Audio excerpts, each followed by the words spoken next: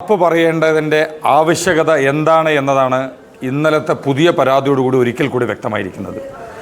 ഇതുപോലൊരു സൈക്കോപാത്തിനെ സംരക്ഷിച്ച് നിർത്തുകയും അദ്ദേഹത്തിന് നിരവധിയായ സ്ഥാനമാനങ്ങൾ നൽകുകയും നിരവധിയായ പരാതികൾ രാഹുലിനെതിരെ ഉയർന്നു വന്ന സമയത്തും അദ്ദേഹത്തെ യുവജന വിഭാഗത്തിൻ്റെ സംസ്ഥാന അധ്യക്ഷനാക്കി, അദ്ദേഹത്തെ പാലക്കാട് നിയമസഭാ സീറ്റ് നൽകി, ഇത്തരത്തിൽ പാലക്കാട്ട് ജനങ്ങളെ വഞ്ചിച്ച് കേരളത്തെ മുഴുവൻ സ്ത്രീജനങ്ങളോടും മാപ്പ് പറയേണ്ട ഒരു അവസ്ഥയിലേക്ക് കോൺഗ്രസ് എത്തിയിരിക്കുകയാണ്.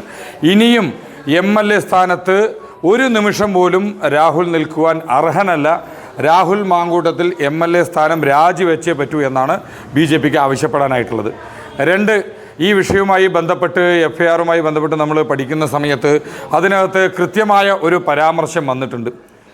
വടകരയിലെ ഫ്ലാറ്റിലേക്ക് ക്ഷണിച്ചുകൊണ്ട്, ഇത്തരത്തിൽ വടകരയിൽ ആർക്കാണ് ഫ്ലാറ്റ് ഉള്ളത്? വടകരയിൽ ആരുടെ ഫ്ലാറ്റിലേക്കാണ് രാഹുൽ ക്ഷണിച്ചിരിക്കുന്നത്? ഇതുമായി ബന്ധപ്പെട്ട് സമഗ്രമായ അന്വേഷണം നടക്കേണ്ടിയിരിക്കുന്നു. ഇത്തരത്തിൽ രാഹുൽ മാങ്കൂട്ടത്തിൽ എന്ന് പറയുന്ന ഒരു വ്യക്തിയിൽ മാത്രം ഒതുങ്ങുന്നതല്ല ഈ കേസിൻ്റെ.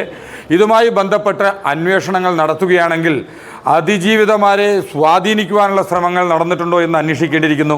അവരെ ഭീഷണിപ്പെടുത്തിയിട്ടുണ്ടോ എന്ന് അന്വേഷിക്കേണ്ടിയിരിക്കുന്നു. രാഹുല് വടകരയിലോട്ട് ക്ഷണിക്കണമെങ്കിൽ രാഹുലിന് വടകരയിൽ ഫ്ലാറ്റ് ഉണ്ടോ? അദ്ദേഹം നൽകിയ സത്യവാങ്മൂലത്തിൽ, തെരഞ്ഞെടുപ്പിൽ മത്സരിക്കുന്ന സമയത്ത് സത്യവാങ്മൂലം നൽകിയതിൽ വടകരയിൽ രാഹുലിന് ഫ്ലാറ്റ് ഉണ്ടോ എന്ന് അന്വേഷിക്കണം. ഇല്ലെങ്കിൽ ആരുടെ ഫ്ലാറ്റിലേക്കാണ് രാഹുൽ ഇവരെ ക്ഷണിച്ചത്? വടകരയിൽ ആരാണ് രാഹുലിനെ സംരക്ഷിക്കാനായിട്ടുള്ളത് എന്ന് പോലീസ് കൃത്യമായി ഈ വിഷയത്തിൽ അന്വേഷണം നടക്കേണ്ടിയിരിക്കുന്നു. രണ്ട്, ഈ വിഷയവുമായി ബന്ധപ്പെട്ട് എത്തിക്സ് കമ്മിറ്റിയിലേക്ക് ഈ വിഷയം വിടേണ്ടതുണ്ടോ എന്ന് ഇതിനെക്കുറിച്ച് പഠിക്കും എന്നുള്ളതിൻ്റെ നിയമവശങ്ങൾ പഠിക്കുമെന്നാണ് ആരാധ്യനായ സ്പീക്കർ കഴിഞ്ഞ ദിവസം പറഞ്ഞിട്ടുള്ളത്. അതുമായി ബന്ധപ്പെട്ട് ഞങ്ങൾക്ക് പറയാനായിട്ടുള്ളത്, ഈ എത്തിക്സ് കമ്മിറ്റിക്കകത്ത് UDFൻ്റെയും LDFൻ്റെയും MLA ഇതിനകത്തുണ്ട്. കോൺഗ്രസ് പാർട്ടിയുടെ MLA-മാരുണ്ട്, CPM-ൻ്റെ MLA-മാരുണ്ട്. ഇവർ ഈ വിഷയത്തിൽ എന്താണ് നിലപാടെടുക്കുന്നത് എന്ന് വ്യക്തമാക്കുവാൻ തയ്യാറാവണം. ഇതിനകത്ത് രാഹുലിനെ പുറത്താക്കണം എന്നുള്ളതാണ് ഈ കേരളത്തിൻ്റെ പൊതുസമൂഹം ആവശ്യപ്പെടാനായിട്ടുള്ളത്. അപ്പോൾ അതിനനുസരിച്ച രീതിയിലാണോ ഈ എത്തിക്സ് കമ്മിറ്റി തീരുമാനം എടുക്കേണ്ടത്, അതിന് വിരുദ്ധമായിട്ടാണോ എടുക്കുന്നത് എന്ന് പരിശോധിക്കേണ്ടിയിരിക്കുന്നു. ഈ എത്തിക്സ് കമ്മിറ്റിക്ക് അകത്തുള്ള കോൺഗ്രസിൻ്റെ MLA-മാർ രാഹുലിനെ സഹായിക്കുന്ന സമീപനമാണോ അതിനകത്ത് എടുക്കുന്നത് എന്ന് ഞങ്ങൾ കാത്തിരിക്കുകയാണ്. അല്ല, ഇതിനകത്ത് ഒരു അതിജീവിത പോലീസിന് മുന്നിൽ മൊഴി നൽകിയിട്ടുള്ളതാണ് ആ വിഷയം. അതുമായി ബന്ധപ്പെട്ട് അന്വേഷണം നടക്കട്ടെ. ഇതിൽ കഴിഞ്ഞ ദിവസം തന്നെ ഇതിനകത്ത് ഇദ്ദേഹം ഒളിവിൽ പോയ സമയത്ത് യൂത്ത് കോൺഗ്രസിൻ്റെ മുൻ സംസ്ഥാന ഭാരവാഹി പരസ്യമായി വന്ന് പ്രതികരിച്ചു. ഇദ്ദേഹത്തിനെതിരെ ഈ രാഹുലിൻ്റെ ഭാഗത്ത് നിന്നുകൊണ്ട് യൂത്ത് കോൺഗ്രസിനകത്ത് തന്നെ പെട്ട വനിതാ പ്രവർത്തകരോട് രാഹുൽ മിസ്ബിഹേവ് ചെയ്തിട്ടുണ്ട് എന്ന് അവർ അന്നത്തെ യൂത്ത് കോൺഗ്രസിൻ്റെ സംസ്ഥാന അധ്യക്ഷനായിരുന്ന ഷാഫി പറമ്പിലിനോട് പരാതി പറഞ്ഞിട്ടുണ്ട് എന്ന് പറഞ്ഞു.